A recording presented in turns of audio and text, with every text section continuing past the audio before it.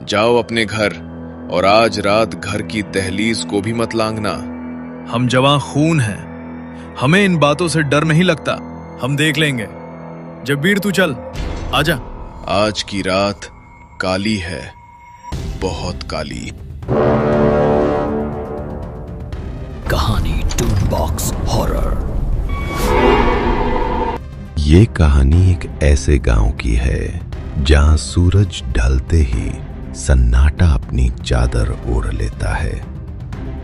कसौटी, एक ऐसा गांव जहां की मिट्टी उपजाऊ फसल नहीं बल्कि एक खौफ पैदा करती है। लेकिन अमावस की रातें यहां खामोश नहीं होती।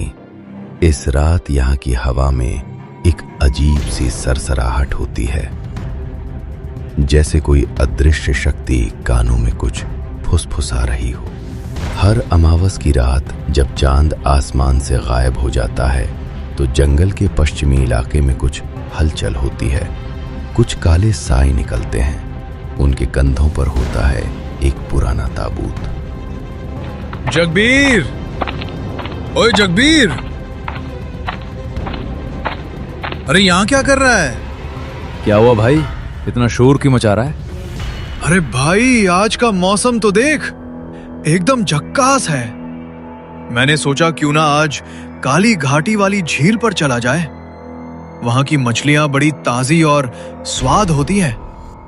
बाजार में उनकी अच्छी कीमत मिलेगी। चल, शिकार पर चलते हैं। काली घाटी?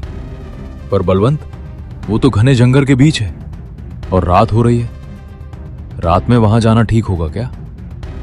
तो क्या हुआ, देख, रात में मछलियां झील की ऊपरी सतह पर ही रहती है। जाल में ज्यादा मछलियां आएंगी। चल, अब उठ ले जल्दी। तभी चाय की टपरी पर बैठे रामू काका, जो बहुत देर से उनकी बातें सुन रहे थे, खड़े हुए और अपनी लाठी ठोकते हुए बोले, रुक जाओ, कहीं मत जाओ। अरे काका, आप फिर शुरू मत हो जाना। हम बस झील तक जा रहे हैं, कोई गदर मचाने नहीं जा रहे हैं। मजाक नहीं है बलवंत, आज अमावस की रात है और तुम अच्छे से जानते हो कि इस रात के बारे में गांव में क्या कहा जाता है। जंगल के पश्चिमी इलाके में आज रात साए जागते हैं। साए? कौन से साए? काका, आप ये क्या कह रहे हो? तुम्हें इस गांव में आए ज्यादा समय नहीं हुआ है जगबीर, इसलिए तुम्हें नहीं पता। आज रात वहां साए जागते हैं। जिसने उन्हें देख लिया वो फिर गांव लौटकर नहीं आता। काली घाटी झील का रास्ता इस इलाके से होकर गुजरता है। जाओ अपने घर और आज रात घर की दहलीज को भी मत लांघना। काका, ये सब पुरानी बातें हैं, अब समय बदल गया है। ये साए वाए बस बच्चों को डराने के लिए होते हैं। हम जवां खून हैं, हमें इन बातों से डर नहीं लगता। अनहोनी कहकर नहीं आती बलवंत, पुरखों की चेतावनी को अनसुना मत करो। अरे काका, डराओ मत, हम देख लेंगे। जगबीर तू चल, आजा। पर बलवंत, काका इतना कह रहे हैं तो? अरे तू डर मत, मैं हूं ना, कुछ नहीं होगा। बलवंत और जगबीर रामू काका की बात को अनसुना करके जंगल की तरफ निकल गए। रामू काका वहीं खड़े उन्हें जाते हुए देखते रहे। भगवान इन बच्चों की रक्षा करे। आज की रात काली है, बहुत काली। बलवंत और जगबीर जंगल के पश्चिमी इलाके से होते हुए झील की ओर जाने लगे।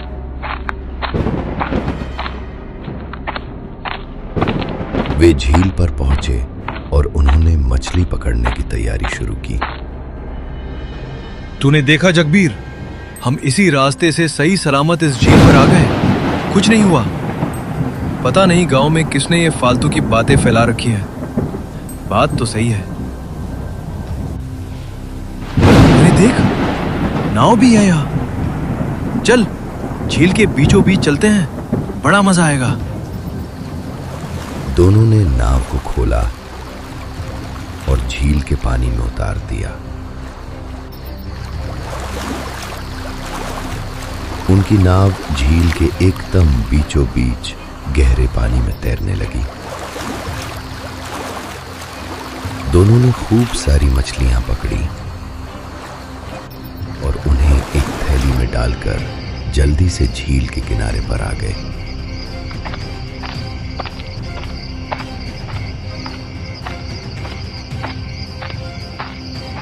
सच में जगबीर, आज तो मजा आ गया। कितनी बढ़िया नस्ल की मछली है, सबकी सब बढ़िया दाम पर बिक जाएगी। अरे वे रामू काका बेकार में ही डरा रहे थे। दोनों झील से निकलकर जाने लगे, तभी उन्हें दूर से आती मंत्रों की आवाज सुनाई दी। जंगल से आती उन आवाजों ने उन्हें बेचैन कर दिया। ये कोई मंत्रोच्चारण था जो हवाओं के साथ तैर रहा था। बलवंत, वो आवाज सुनी? जंगल की ओर से आ रही है। इतनी रात गए यहाँ कौन है? कहीं जो काका ने बताया वो सही तो नहीं? अरे नहीं नहीं, ऐसा कुछ नहीं है। तू डर मत, मैं हूं ना। वो आवाज धीरे धीरे उनके कानों में और तेज आने लगी, जैसे कोई उनके पास आ रहा है। जगबीर, मुझे लगता है हमें छुप जाना चाहिए। छुप कर देखते हैं कौन है।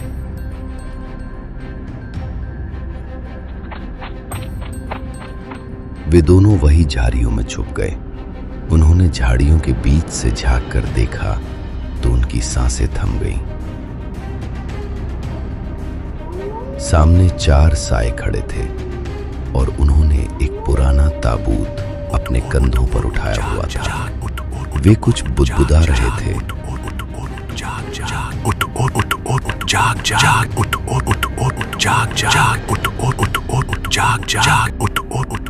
बलवंत, ये वही साए है। काका सही कह रहे थे। हाँ, और हमने इन्हें देख लिया।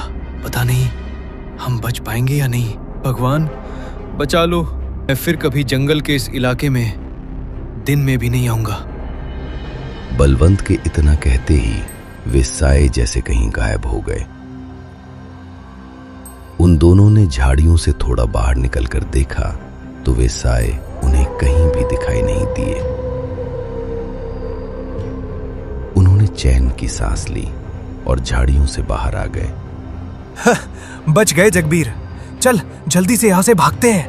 वे भागने के लिए जैसे ही पीछे मुड़े तो सन्न रह गए। वे साए ताबूत लिए उनके सामने खड़े थे। उन दोनों की हालत ऐसी थी जैसे काटो तो खून नहीं। वे पत्थर की मूरत बने एक टक उन्हें देख रहे थे। वे चिल्लाना चाहते थे पर उनकी आवाज गले में ही दब गई। वे साए धीरे धीरे उनकी ओर बढ़े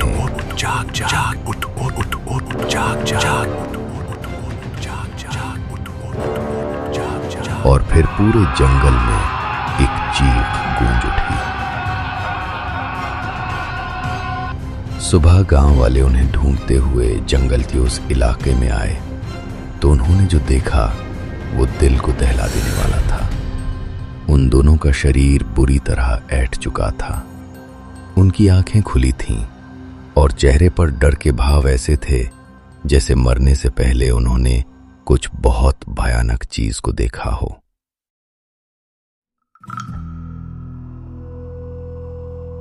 गोपाल, गोपाल,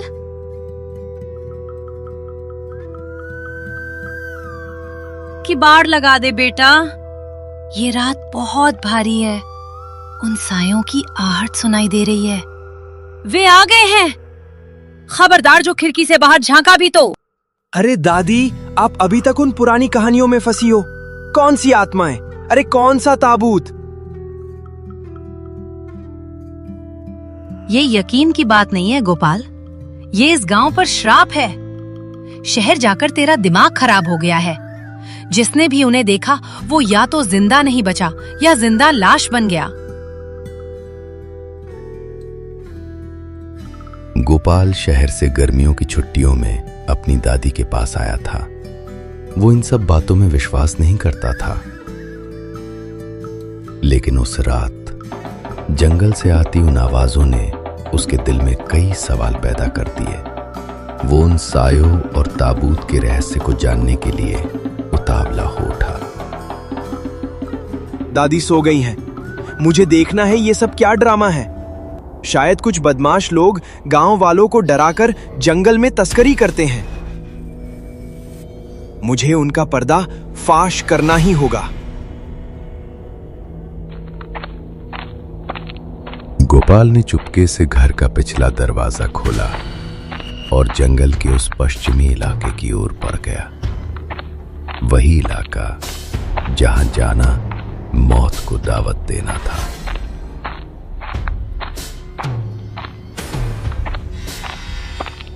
जैसे जैसे वो जंगल के अंदर जा रहा था, तापमान गिरने लगा। अचानक उसे झाड़ियों के पीछे से रोशनी की एक हल्की किरण दिखाई दी। उसने अपनी सांस रोक ली। उसने जो देखा उससे गोपाल का खून बर्फ की तरह ठंडा हो गया। 4 लंबे कद के साए जो पूरी तरह काले लिबास से ढके थे, एक भारी लकड़ी के ताबूत को उठाए हुए थे। उनमें से एक साया बोला, समय आ गया है, उसे बलि चाहिए।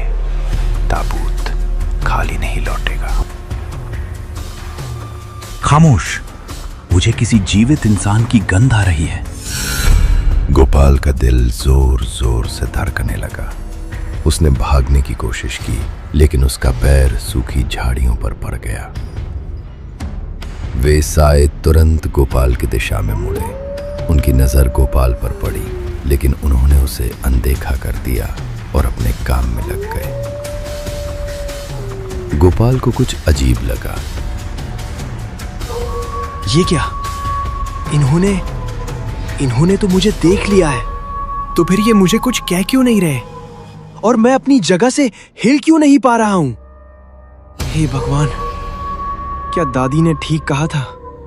मुझे यहां नहीं आना चाहिए था। गोपाल के मन में सवाल चल रहे थे, हजारों। उसकी सांसें तेज चल रही थीं। उन 4 सायों ने ताबूत को एक जगह पर नीचे रखा। जंगल की हवा अचानक थम गई। पंछियों की चहचहाहट की जगह दबी हुई सिसकियों ने ले ली।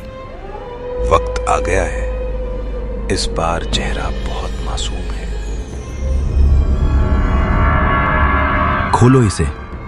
सूरज निकलने से पहले रस्म पूरी होनी चाहिए। गोपाल ने देखा कि उन सायों ने ताबूत के ढक्कन को खोला। जैसे ही ताबूत का ढक्कन खुला, उसके अंदर से एक रोशनी निकलने लगी। वो रोशनी इतनी ठंडी थी कि दूर खड़े गोपाल के शरीर पर एक ठंडी सिहरन दौड़ गई। गोपाल ने अपनी आंखें फाड़ कर देखा। उसे लगा था कि अंदर कोई लाश होगी या फिर कोई कंकाल, लेकिन जो उसने देखा उसने गोपाल के दिमाग की नसें हिला दी। ये कोई लाश तो नहीं है, ना कोई कंकाल है, पर ये है क्या? इसमें से ये रोशनी कैसी निकल रही है? ताबूत के अंदर से एक विशाल आईना निकला। उसके अंदर से रोशनी निकल रही थी। वो दृश्य किसी जादू जैसा था, एक डरावना जादू। आखिर ये क्या बला है? आईना? नहीं, ये कोई आईना नहीं है। ये कुछ और है, पर क्या? उन 4 सायों ने अपने नकाब हटाए तो वो दृश्य देखकर गोपाल की चीख निकलने ही वाली थी, पर उसने अपने मुंह को अपने हाथों से भींच लिया। उन सायों के चेहरे नहीं थे। चेहरे की जगह पर थीं तो सिर्फ हड्डियां। उनमें से एक साए ने आईने की तरफ इशारा किया। आईने से निकलती रोशनी हटने लगी और उसमें एक चेहरा दिखाई देने लगा। गोपाल ने गौर से देखा तो आईने में वो खुद को देख रहा था, लेकिन आईने वाला गोपाल का चेहरा कुछ अलग था। उसकी आंखें काली गड्ढे में धसी हुई थीं। वो बेजान और बीमार लग रहा था, जैसे किसी ने उसका सारा खून चूस लिया हो। ये क्या? ये तो मैं हूं, पर मैं तो यहां हूं, आईने से इतनी दूर। तो फिर मेरा चेहरा उस आईने में कैसे दिखाई दे रहा है? और ये मेरे चेहरे को क्या हुआ है? आखिर क्या हो रहा है ये सब? वक्त आ गया है। इस बार चेहरा बहुत मासूम है। आईने ने अपना अगला शिकार चुन लिया है। पकड़ लो उसे।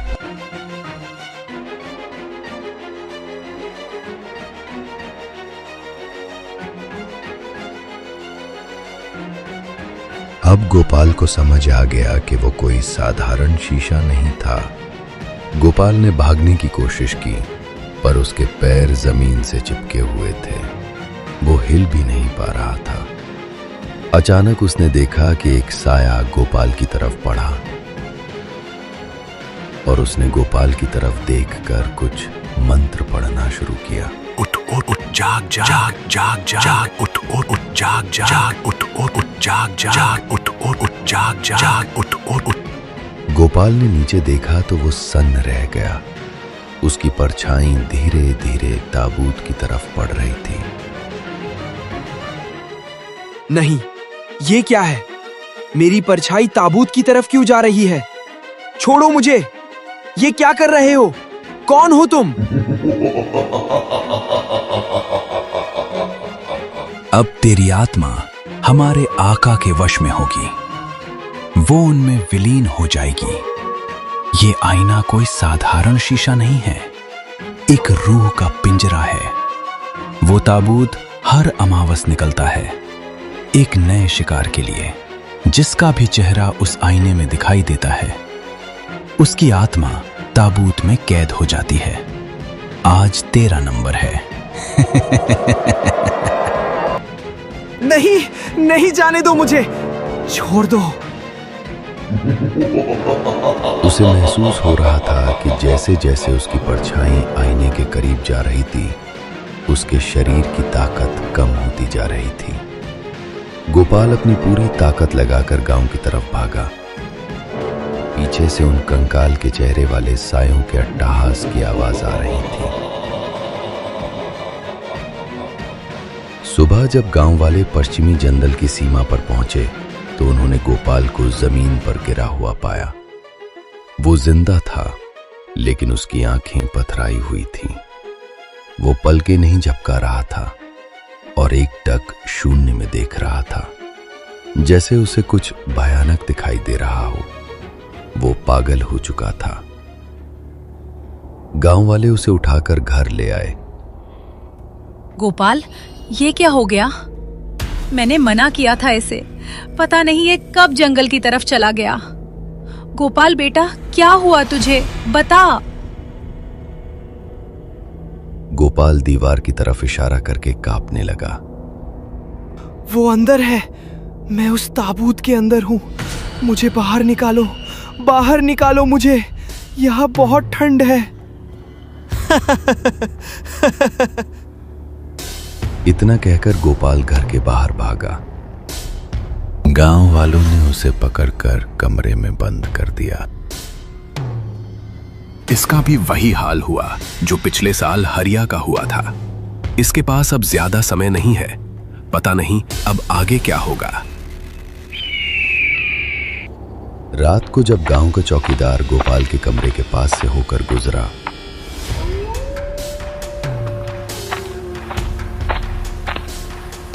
चौकीदार ने जब खिड़की से अंदर की तरफ ध्यान से देखा तो उसके होश उड़ गए। उसने देखा कि गोपाल कमरे की दीवार पर लगे एक पुरानी शीशे की तरफ देखकर जोर जोर से हंस रहा था। शीशे के बाहर खड़ा गोपाल हंस रहा था और शीशे के अंदर वाला गोपाल बाहर आने के लिए छटपटा रहा था और अपने नाखूनों से शीशे को खुरच रहा था। अचानक दीवार पर लगा शीशा चकनाचूर हो गया। अगली सुबह गोपाल कमरे से गायब था। गांव के लोगों का कहना है कि अब हर अमावस को जो साएं ताबूत लेकर निकलते हैं, उनमें अब गोपाल का साया भी जुड़ गया है। वो ताबूत कभी खाली नहीं रहता। वो हमेशा एक नई रूह को कैद करके अगले महीने का रक्षक बना देता है। वो खून का प्यासा नहीं, बल्कि रूह का प्यासा है।